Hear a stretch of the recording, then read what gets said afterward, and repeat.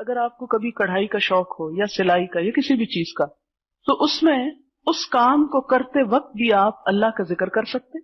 فراغت میں آپ کر لیں اگر سلائی کڑھائی آتی ہے آپ کو، لیکن ساتھ اللہ کا ذکر جاری رکھیں.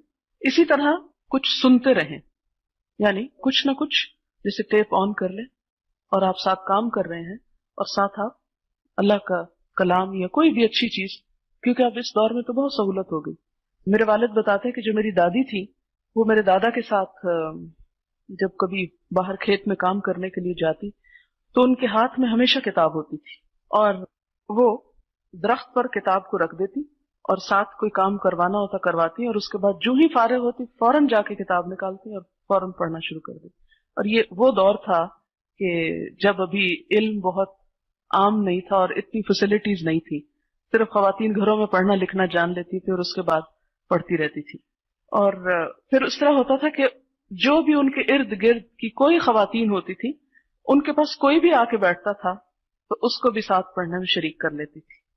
لہذا ان کی مجلس ایک بہت خوبصورت مجلس بن گئی تھی کہ کوئی فالتو بات اس میں نہیں ہوتی. کسی کو غیبت کا کیا ٹائم ملے گا، کوئی کسی ادھر ادھر کے شکوے شکایات سنانے کا یا کرنے کا، کہ جب جو آئے گا اس کو پڑھنے میں لگا لیں گے. تو اس طرح انہوں نے اپنے آس پاس کی بہت ساری عورتوں کو دین کی تعلیم دی، اور اللہ تعالیٰ نے ان کا انجام بہت اچھا کیا. میرے والد نے جب اپنا کام شروع کیا تو سب سے پہلی کمائی سے ان کو حج کروایا، اور جب وہ حج پہ لے گئے تو حج کر چکی تو ان کی وفات ہو گئی اور وہی دفن ہوئی.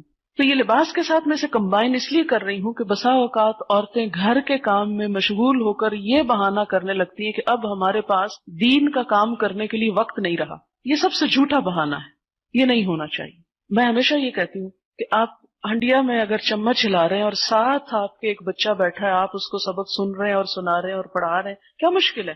کچھ مشکل نہیں.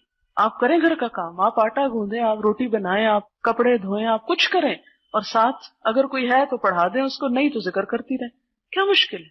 آپ اپنی اس دنیا میں اپنی آخرت کما سکتے ہیں. لیکن ہم عموماً ان چھوٹے چھوٹے ٹپس کو بھلا دیتے ہیں اور بہت سا وقت اس انتظار میں گنوا دیتے ہیں کہ کوئی اچھے دن آئیں گے جب ہم فارغ ہوں گے پھر ہم دین کی خدمت فرمائیں گے.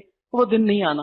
وہ دن آج سے ہی آئے کہ کوئی پاس بیٹھا ہے، بس میں آپ بیٹھے ہیں، چل رہے ہیں، بات کر رہے ہیں، کہیں نہ کہیں کوئی اچھی بات آپ کرتے چلے جائیں، سیکھتے چلے جائیں، سکھاتے چلے جائیں. کہتے ہیں نا کہ دنیا اور دنیا کی ہر چیز ملعون ہے سوائے اللہ کے ذکر کے. سیکھنے والے اور سکھانے والے کے سب بیکار ہے. یا سیکھنے والے رہیں یا سکھانے والے. اگر یہ دونوں کام نہیں ہو سکتے تو اللہ کا ذکر کرتے رہیں. سکھانے کے لیے ضروری نہیں کہ آپ ایسی مجلسی جمائیں تو آپ سکھا سکتے ہیں. کچھ چھوٹی چھوٹی چیز، چھوٹی چھوٹی بات، تو یہ سب چیزیں جو ہے آپ کے لیے صدقہ جاریہ بن سکتی ہیں.